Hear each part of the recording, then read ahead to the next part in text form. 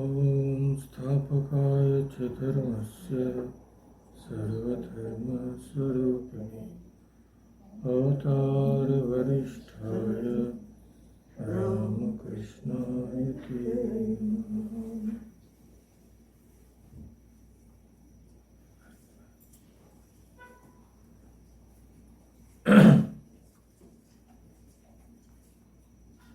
So, as you must have seen, we'll be discussing the life of a extraordinary woman, a very great ruler who belonged to India, and in India there is a state called Maharashtra. There the language Marathi is spoken. Marathi is very close to Hindi and Sanskrit. So those people are known as the Marathas. So that's why you must have studied in the class notice that the great Maratha queen. So we have studied Socrates' concept of a philosopher king, or rather we should say a philosopher ruler. What would that ruler be like? He would be a spiritual person and therefore very wise and unselfish, and he will have a passion for learning of all kinds, and he will rule not for any greed of power or enjoyment, but for the good of the country. So these kinds of rulers, although they are very, very few, they are not non-existent. Such rulers have existed and they will be there in the future also. So by studying the life of one such ruler, we have an idea of what these kings and queens should be like. So such a ruler we find in the warrior queen, or she is also called the philosopher queen, who was Ahilya Bai. So let us start this fascinating study, and I will also share some images. This is a painting of Ahilya Bai, you can see here.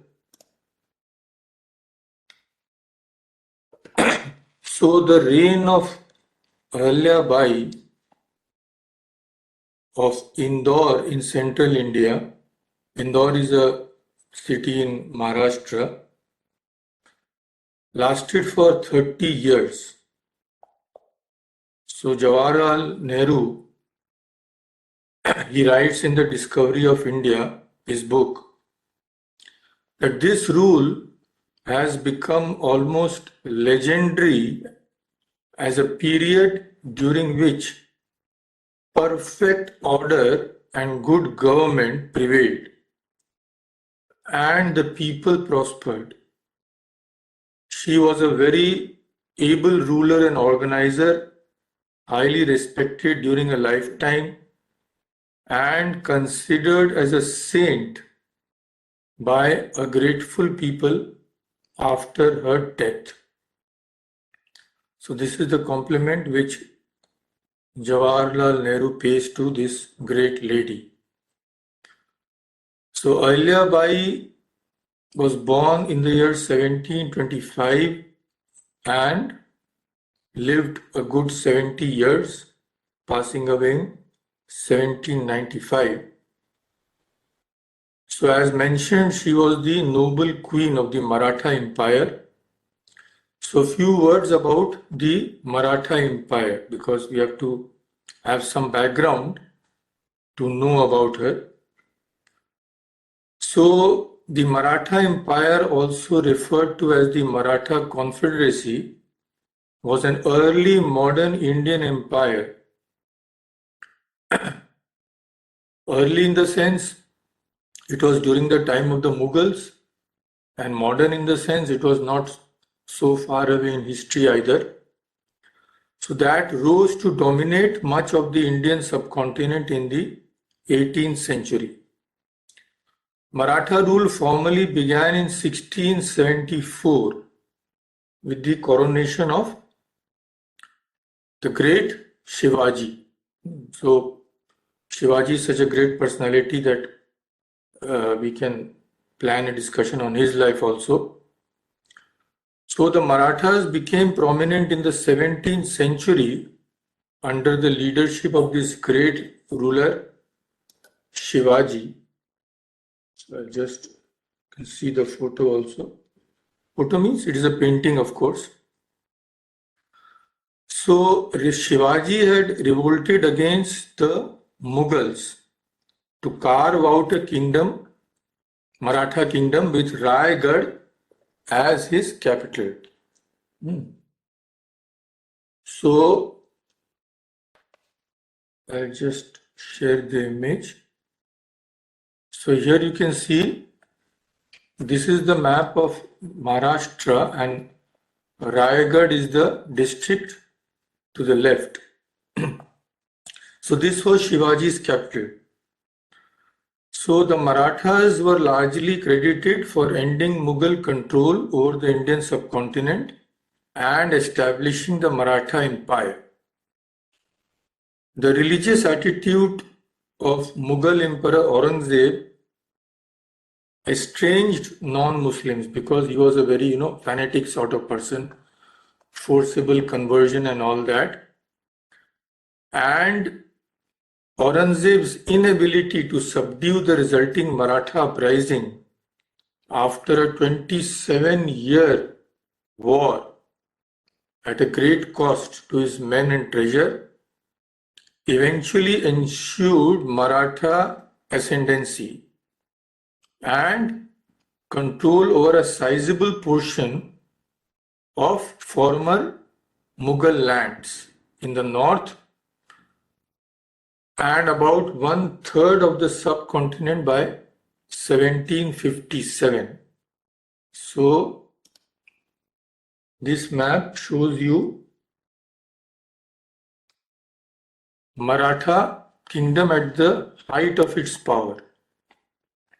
So you can see such a great, the pink portion is the Maratha Empire and the grey portion is the Mughal Empire. So you can see Mughal Empire has been reduced to Delhi and Panipat.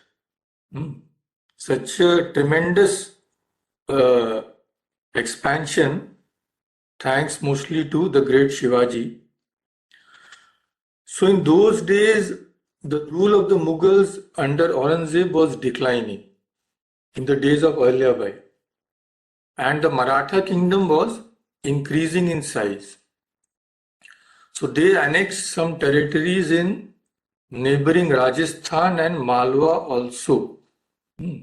So this map shows you Rajasthan, Malwa and Pune. Rajasthan is on top. So Malwa is what we are concerned with here, as you will see. So this kingdom, the Maratha kingdom, was ruled by the Peshwas. Peshwa was appointed the Prime Minister of the Maratha Empire of the Indian subcontinent. Originally, the Peshwas were subordinate to the king who was called Chhatrapati. So that is why we know that Shivaji was called Chhatrapati Shivaji. But afterwards what happened, these Peshwas became the leader of the Maratha Confederacy. And Chhatrapati, the title was relegated to a lower position. So at that time of Ahilya Bai, this had already happened. And the ruler of the head ruler, the king of the Maratha Empire was Peshwa Baji Rao the First. He was a great ruler. You can see his statue here. Yeah, he was a very powerful person and a great ruler also. He was the seventh Peshwa of the Maratha Confederacy. And see, Ahilya Bai Holkar, the title Holkar, so Holkars were generals under the Peshwas. And Peshwa Baji Rao was the ruler, and the Holkars had made Indore their capital. So, for just show this, this is the Holkar which we are studying today. One of these generals was Malhar Rao Holkar. This is his painting. So he got the state of Malwa from the Peshwas in 1730. We will discuss how it happened. And he made Indore his capital. So this is Indore in the state of Maharashtra. The black portion is Indore. So Holkars later became Maharajas of Indore in central India as an independent member of the Maratha Empire. So what was happening was Maratha kingdom was growing in size. Naturally, for one ruler, it is impossible to manage the whole kingdom. So what did the Peshwas do? Their great generals, they assigned portions of the kingdom and they became rulers of their portions. But actually, the ultimate authority, the ultimate ruler was the Peshwa. So Holkar's, Malhar Rao Holkar was a very well-known general, and this Malwa was given to him to rule. And he made Indore his capital. So this is the background. Now Ahilya Bai belonged to this line of rulers, the Holkars. So this is the story of, in a very short, of the Maratha kingdom. At that time, what was the state?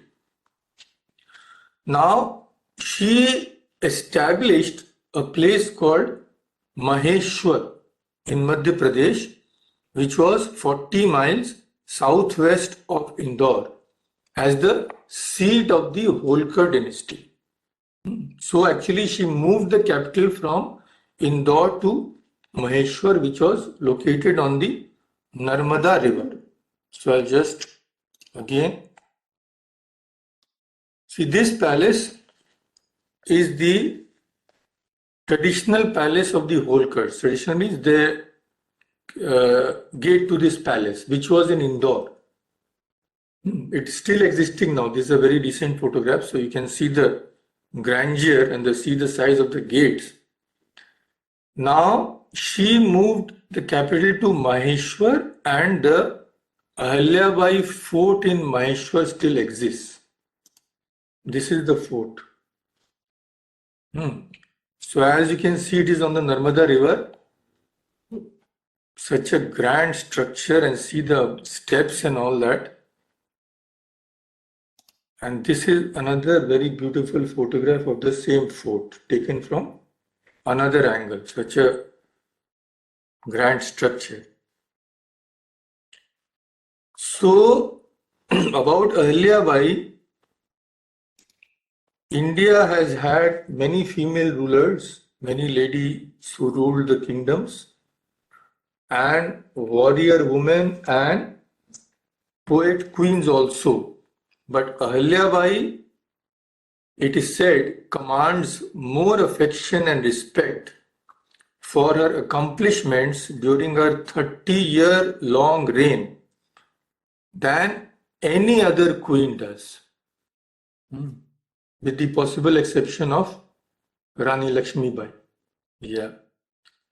So Ahilya Bai was noted for her piety, for her administrative ability, for her keen interest in all her people, and for an extraordinary amount of building at holy sites all over the country.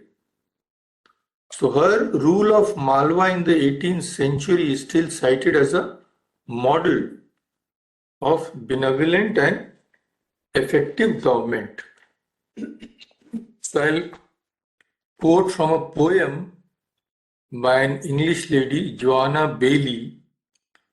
She says about Ahilya Bai, for 30 years her reign of peace, the land in blessing did increase. And she was blessed by every tongue, by stern and gentle, old and young. Yea, even the children at their mother's feet are taught such homely rhyme to repeat. In latter days from Brahma came to rule our land a noble dame.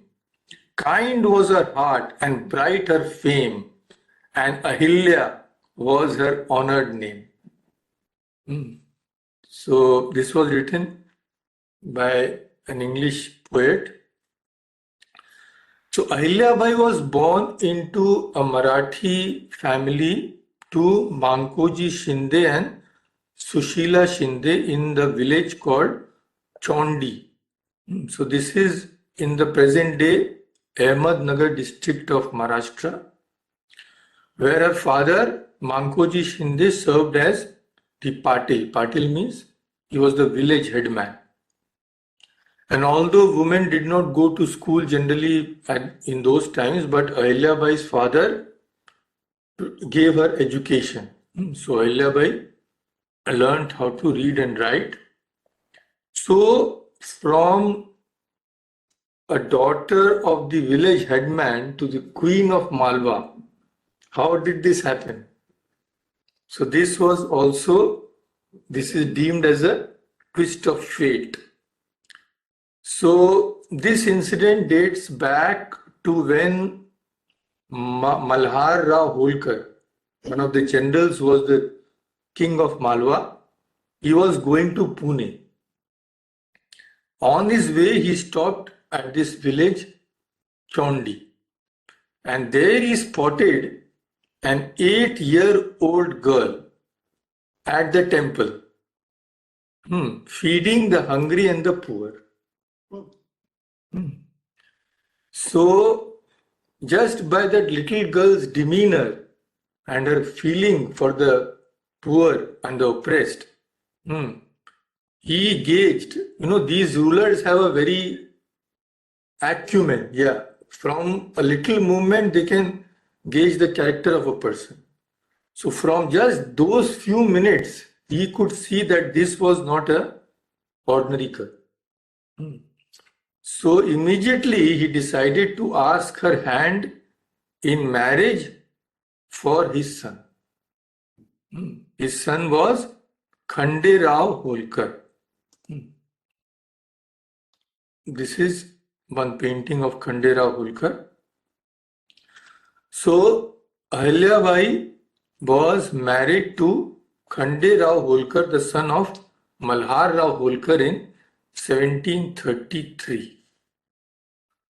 There are many stories associated with her husband Khande Rao, that he didn't have a strong character like his father, but it is said that Ahilya Bai's influence gradually changed him.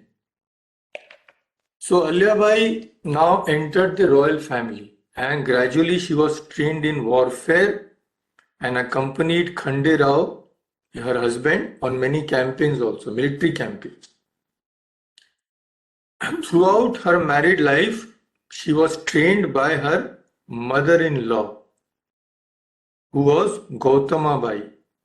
So she also, like Malhar Rao, was a very strong lady, and she is credited for the values she instilled in her daughter-in-law Ahilya. She trained her into administration, accounts, ruling the country, etc. But a tragedy occurred.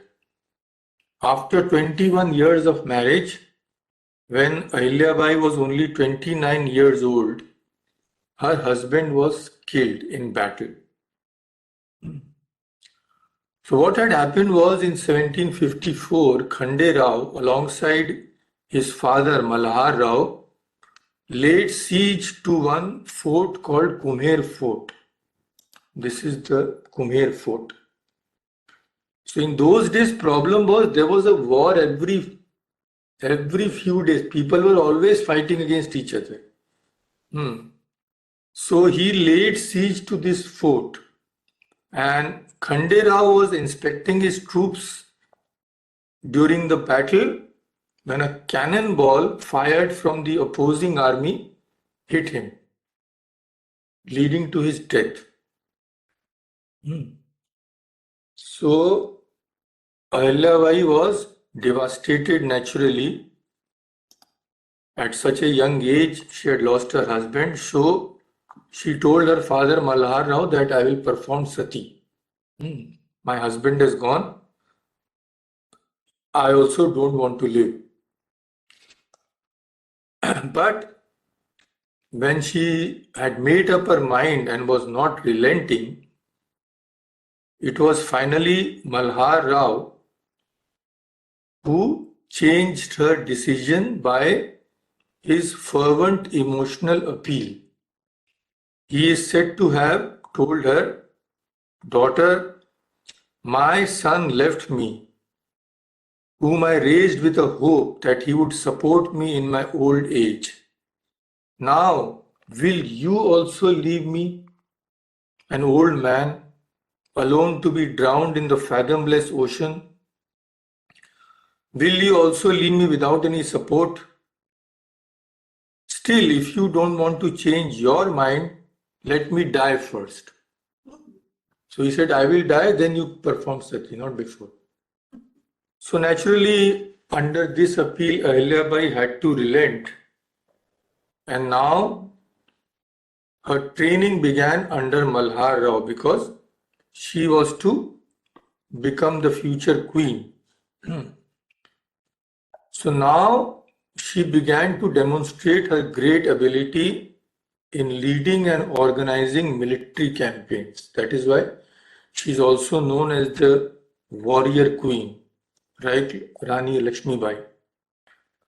So a letter to her from Malhar Rao in 1765 illustrates the trust he had in her ability when sending her on a military expedition to Gwalior. This is Gwalior in India, you can see the location. So Malhar Rao wrote to her, "Proceed to Gwalior after crossing the Chambal." Chambal is also an area famous for its dacoits. "You may halt there for 4 or 5 days. You should keep your big artillery and arrange for its ammunition as much as possible. The big artillery should be kept at Gwalior and you should proceed further after making proper arrangements for its expenses for a month." So this letter we still have, that's why we know practical instructions. So this letter clearly shows that not only was Ahilya Bai militarily trained, she was also considered capable enough to run civil and military affairs. So she also captured Gohad Fort near Gwalior. This is the Gohad Fort. So actually there was a ruler, Ahmad Shah Durrani. He invaded the Punjab in 1765 and Malhar Rao was busy fighting in Delhi. At that time, there was no one to help her. Still, Ahilya Bai, on her own, she captured this fort. So this is another photograph of this beautiful fort. But unfortunately, Ahilya Bai had to face a very great tragedy again. Malhar Rao, her very revered and affectionate father-in-law, died in 1766, 12 years after the death of his son Khande Rao. So this here you can see, this is the Samadhi of Malhar Rao. Yeah, it was built by Ahilya Bai herself in memory of her father-in-law. So now, after Malhar Rao's death, because it was the custom in those days that the surviving male would become king first. So Ahilya Bai's son was very young, around 21 years. Male Rao Holkar, he became the ruler of Indore in 1766. But see the tragedies. He was just about 22 years old. And just after a few months, he also died. Yeah. So a big vacuum was created in the power structure of the kingdom. And one can imagine how a woman, royal or not, would suffer after losing her husband, father-in-law, and only son. But Ahilya Bai was such a powerful personality, she stood undeterred. She did not let this terrible calamity affect the administration of her kingdom and the lives of her people. So what did Ahilya Bai do now? She saw that no one else is there. So Peshwas were the ultimate kings, they were the supreme commanders. At that time, when her son died, the Peshwa was Madhav Rao the first. So she wrote to the Peshwa to grant her the administration of the Holkar dynasty now. Some people objected because nobody likes to be ruled by a woman, but the Holkar faction of the Maratha army, they were with her. So the Peshwa granted her permission on 11th December 1767. And Tukoji Rao Holkar, who was Malhar Rao's adopted son, her father-in-law's adopted son, became military commander. So he was a very faithful person. That's why Ahilya Bai depended much on him. So Ahilya Bai now became the ruler of Indore, and this is the photo of the Peshwa then, Madhav Rao the first. From him, Ahilya Bai had sought permission. So now Ahilya Bai herself undertook the affairs of the Holkar dynasty. She defended the Malwa state against intruders and personally led armies into battle with Tukoji Rao Holkar as her commander-in-chief.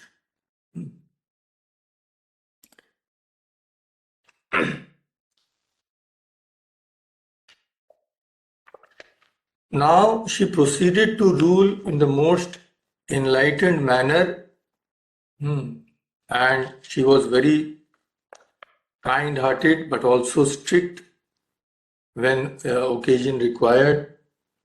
So she now saw that she required the support of all her people. So even those who had opposed her as a queen, she forgave many of those persons whom she saw they were of a good character and brought her into the fold. And thanks to her great skill and understanding, Indore became an island of peace and prosperity in a sea of violence, because all around that kingdom people were fighting each other. And her rule became proverbial for justice and wisdom. Such was her reputation that no one dared to attack Malwa under her reign, although central India was a hotbed of battles at that time.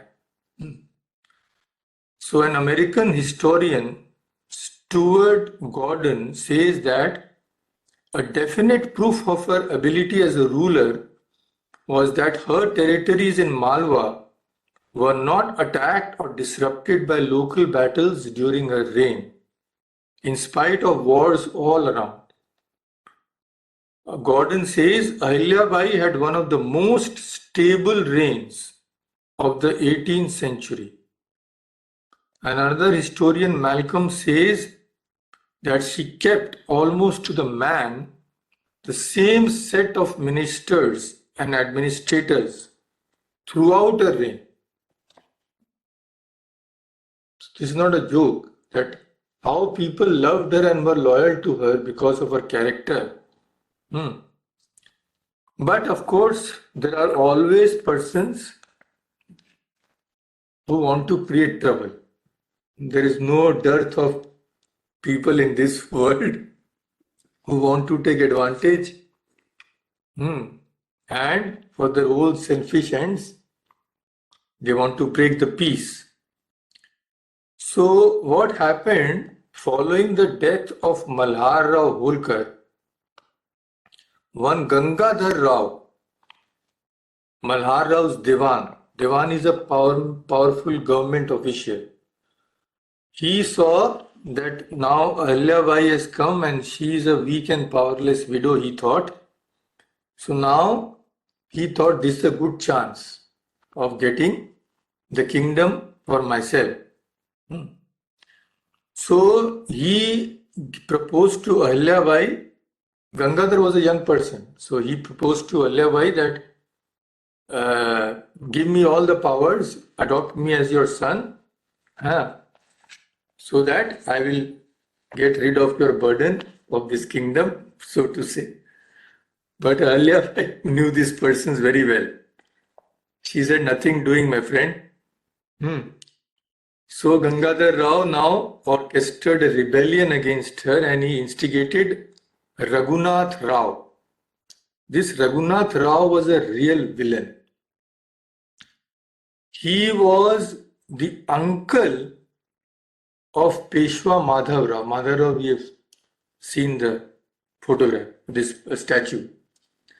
Later, this Raghunath Rao also, he stabbed in the back his own nephew. But that is another story, we won't go into that. So he was a really evil person, this Raghunath Rao. So he was instigated now to attack the Holkar domain of Indore. So Raghunath Rao promptly set up with his army and he encamped the army on the banks of one river called Shipra, waiting for a chance to attack. So Ahilya Bai was a very wise ruler. She had spies all around. So through her spies, she came to know what is happening. That this Gangadhar Rao has instigated this Raghunath Rao and his army is waiting. She immediately wrote letters to her compatriots of her father-in-law, asking for assistance and assembled the Holkar army with the help of Tukoji, her commander. And some other kingdoms like the Bhosles of Nagpur also sent their armies to assist her. And the ultimate king of the Maratha Empire, Peshwa Madhav Rao, he also authorized Ahilya Bai, yes, that if my own uncle also is doing this, don't worry, you resist him. So now we get to see an example of Ahilya Bai's great intelligence. War is okay if nothing works naturally, but it should be avoided as far as possible, such a great loss. So she first of all prepared fully for battle. But after that, she tried one more method. What did she do? She sent a letter to Raghunath Rao, this evil person. And what she wrote, you see. She said, we know you have come. Don't think you will surprise us. You will find our army ready as soon as you cross the river. Your desire to snatch my kingdom will never succeed. You think I am a helpless widow but you will see my ugly side when you face me in battle. Now I will face you with my women bodyguards. So you will be fighting women. If I lose, I won't be ridiculed. But if you lose against women, you will be laughed at by one and all, and you will not be able to show your face anywhere. Also, the stigma of attacking a helpless widow will never leave you. So bear all this in mind when you attack me. So this is the drawing from Amar Chitra Katha of this Madhav Rao. Sorry, not Madhav, this evil Raghunath Rao. So after this letter, see how things change. See this drawing. Now he began to think. So what to do now? So he didn't attack. He got afraid. There is another version which says that Ahilya Bai actually went to battlefield and faced Raghunath Rao, and seeing Ahilya Bai's courage, Raghunath Rao was frightened. So both these versions are there, but this much is sure that he didn't attack. And he changed his tune completely. He said, who is talking about attacking? Well, I have just to come to offer my condolences to Ahilya Bai for the death of her son. Who is talking about war and all that? So Ahilya Bai wrote, yes, you could have come alone to offer your condolence. Why with such a big army? So if you come alone, you are most welcome into my kingdom. And she knew this who had instigated. So she arrested Gangadhar Rao, who had instigated this, and kept him under house arrest for some time, then released him. But this Gangadhar Rao and Ahilya Bai's conflict had significant political and personal implications. Ahilya Bai's victory helped her to establish her authority over her kingdom, but of course her relations with Gangadhar Rao were strained. And she had to face trouble from some others also, like the Rajputs. So conciliation and kindness were her watchword, but she could be stern when occasion demanded it also. She had to be, because as a ruler, you cannot be gentle and kind all the time. Some people are there who won't understand that. So in the beginning of her reign, a clan of Rajputs rose against her. Their territory had been transferred to the Marathas to be annexed to the state of Indore. But when Malhar Rao died, they proclaimed their independence and tried to get rid of the Holkar rule. But Ahilya Bai collected her army and put down the revolt of the Rajputs. And another problem she had to face was those from the Bhils and the Gonds, as they were called. They were robbers. They plundered her borders and robbed people. So she arrested their leader and put him to death. So this strong action of hers quelled the restless elements. So the Bhils and Gonds never troubled her again.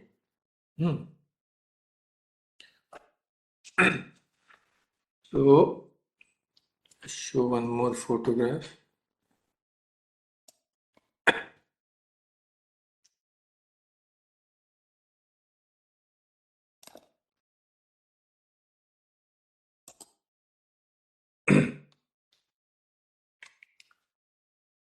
So now, this much about her military abilities.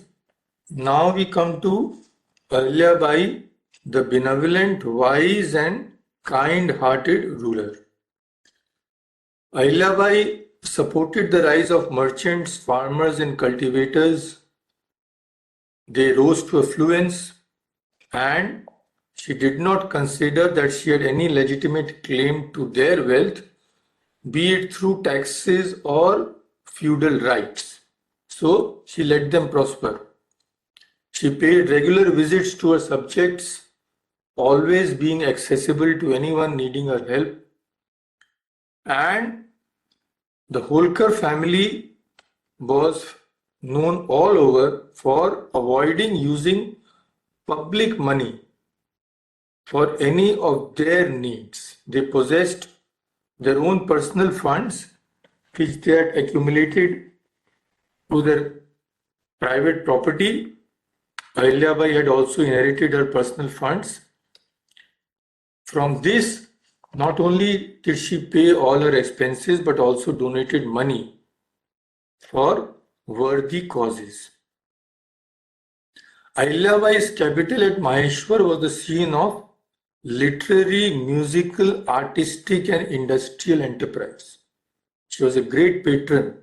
She patronized art and culture, and there was a very famous Marathi poet at that time who was known as Moropant. So this is the one cover of the book on this poet. Moropant life and discussion on his poems. So other personalities whom she patronized was Shahir Ananta Fandi from Maharashtra and the great Sanskrit scholar Kushali Ram. And craftsmen, sculptors and artists received salaries and honors at her capital, and she even established a textile industry in Maheshwar, which is now famous for its Maheshwari saris. And another very important law she repealed was previously the state was empowered to confiscate the properties of childless widows. She said nothing doing. Those properties will be in future in the name of those widows only. So now we come to Ahilya Bai, the great devotee, the great builder and the great philanthropist. So in this photograph you can see that the image of Shiva, that statue Shivalinga, is in her hands. She was a great devotee of Lord Shiva, and we have on record one of her own subjects. He told her about her daily routine. She rose an hour before daybreak to say her prayers. Then she had scriptures read to her, distributed alms and gave food to a number of noble persons. She ate vegetarian food. After breakfast, she prayed again and then took a short rest. From 2 to 6, she was in a darbar. Darbar means court. And again, after performing some religious exercises and a light meal, again she attended to her court from 9 to 11. Her life was marked by prayer, abstinence and work, with religious fasts, festivals and public emergencies affording the only change in her routine. Her devotion was to Shiva, although she respected all religions.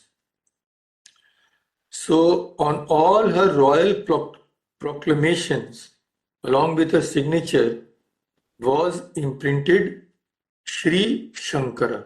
That is, Shankara means name of Shiva, as you know. So among Ahilya Bai's accomplishments was the transformation of Indore from a small town to a prosperous and beautiful city. Her own capital, however, was in the nearby Maheshwar, we have seen. She also commissioned several infrastructure projects in other parts of Malwa, sponsored festivals and gave donations for regular worship in many temples. And even outside Malwa, she built numerous Hindu temples, ghats, wells, tanks, and rest houses throughout the Indian subcontinent, stretching from the Himalayas to pilgrim centers in southern India. So there is a sort of dictionary called the Bharatiya Sanskriti Kosh, the dictionary of Indian culture, so to say, which lists the sites she embellished, namely Kashi, Gaya, Ayodhya, Mathura, Haridwar, Kachi, Avanti, Dwarka, Badrinath, Rameshwaram, Puri, and maybe many others. So just we will see some of the very important structures which she either built or restored. The most famous structure is, of course, the Kashi Vishwanath temple in Varanasi, which had been destroyed by Aurangzeb in 1669. So she restored Kashi Vishwanath temple. Actually, in 17, Aurangzeb had destroyed the temple and made a mosque there.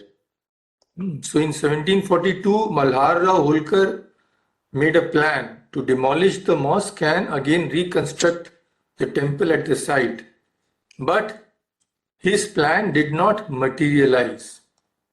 Around 1750, the Maharaja of Jaipur commissioned a survey of the land around the site with the objective of purchasing land to rebuild the Kashi Vishwanath temple. But that also didn't materialize.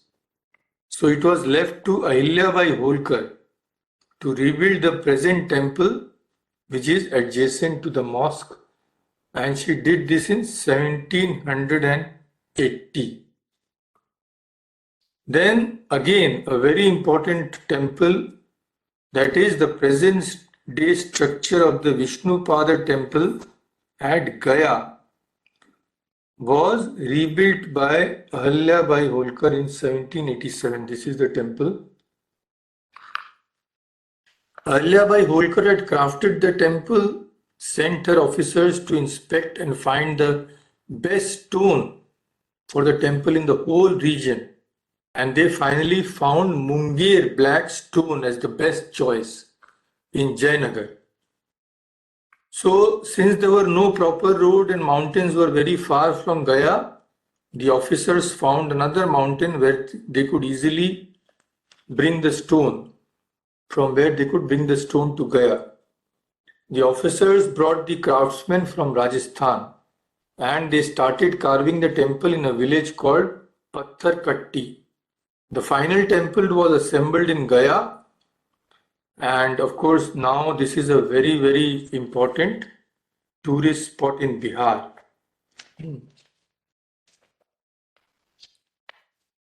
There are also many small temples near this one. And other structures, other temples are also there, but actually we won't go into detail. So one of the very famous temples which she restored was Somnath temple. This you can see actually Somnath temple has been destroyed and built so many times that nothing is left of the original structure now. But Ahilya Bai was instrumental in restoring this also. And this is the Ahilya Bai Ghat in Varanasi. Its name is Ahilya Bai Ghat. So we know that she is behind this. So this is the, in short, in very brief, achievements of Ahilya Bai in so many fields: military, religious, architectural. There was no good cause which she did not support.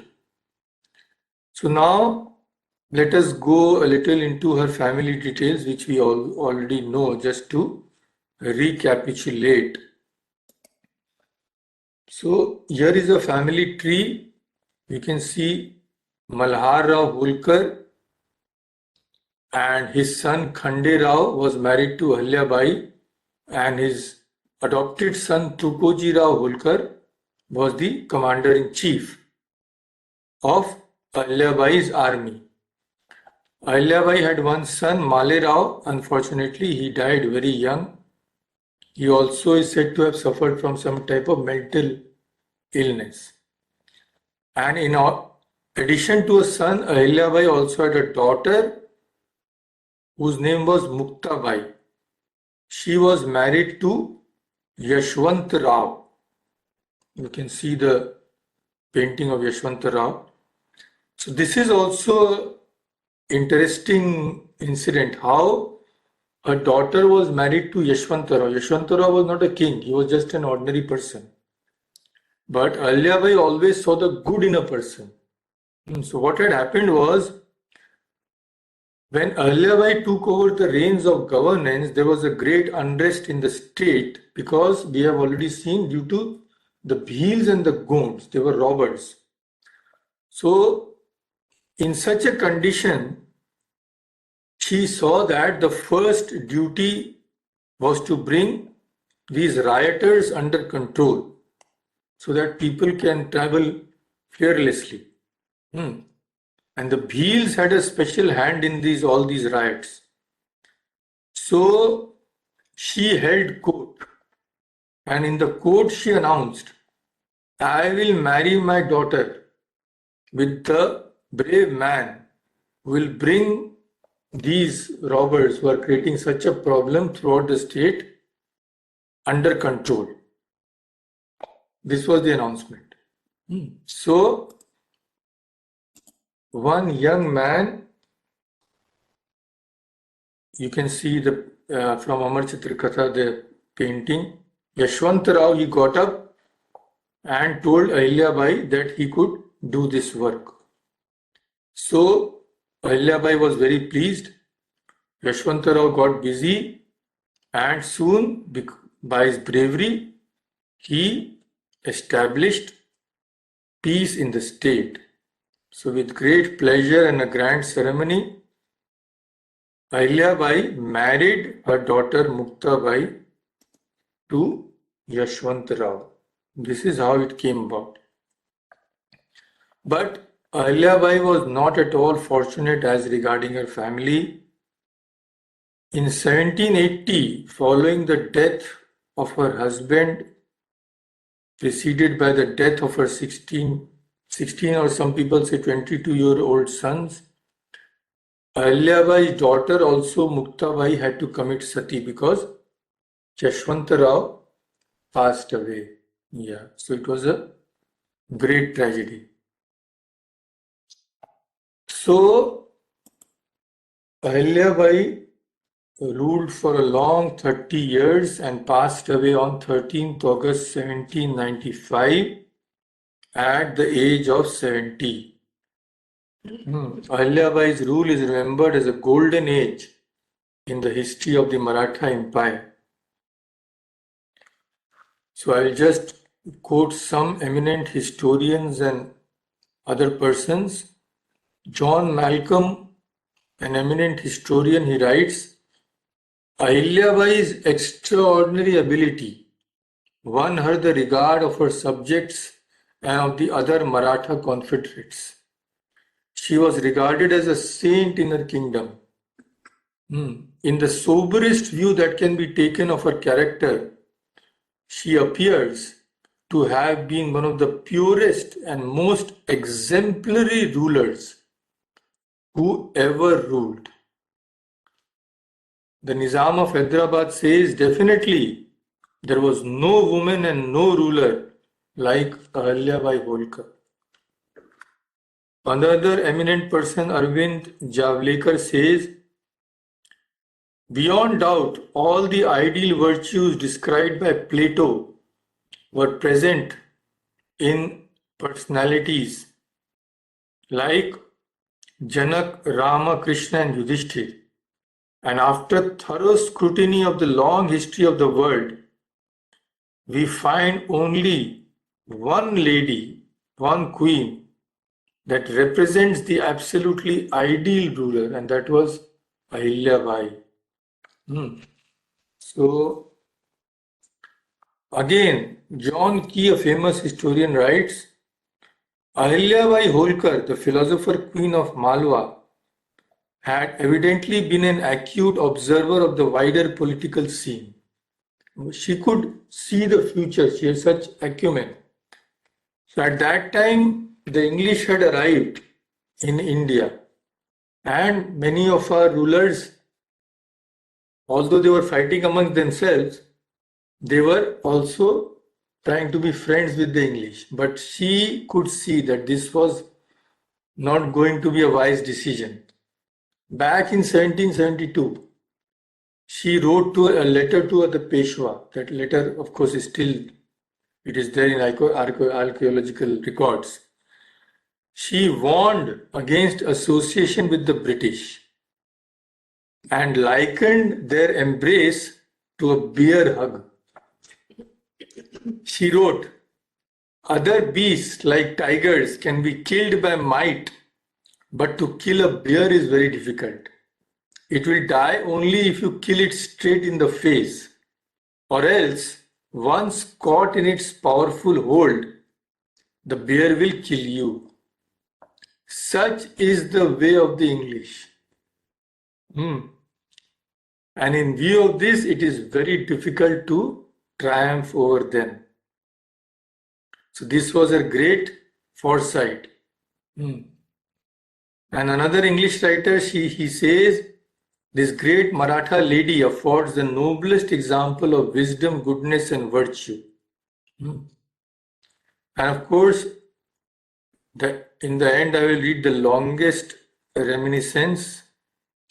This is the statue of Ahilya Bai in her fort in Maheshwar. It is still there.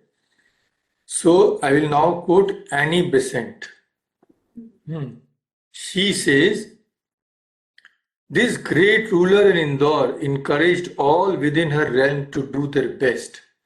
Merchants produced their finest clothes, trade flourished, farmers were at peace, oppression ceased. For each case that came to the queen's notice was dealt with severely. She loved to see her people prosper and to watch the fine cities grow, and to watch that her subjects were not afraid to display their wealth, lest the ruler should snatch it from them. Nobody had to fear anything under a rule. Far and wide the roads were planted with shady trees, and wells were made, and rest houses were constructed for travelers. The poor, the homeless, the orphaned were all helped according to their needs. Hindus and Muslims and people of other religions alike revered the famous queen and prayed for a long life. Ahilya Bai was 70 years old when her long and splendid life closed. Indore long mourned its noble queen. Happy had been her reign, and her memory is cherished with deep reverence unto this day."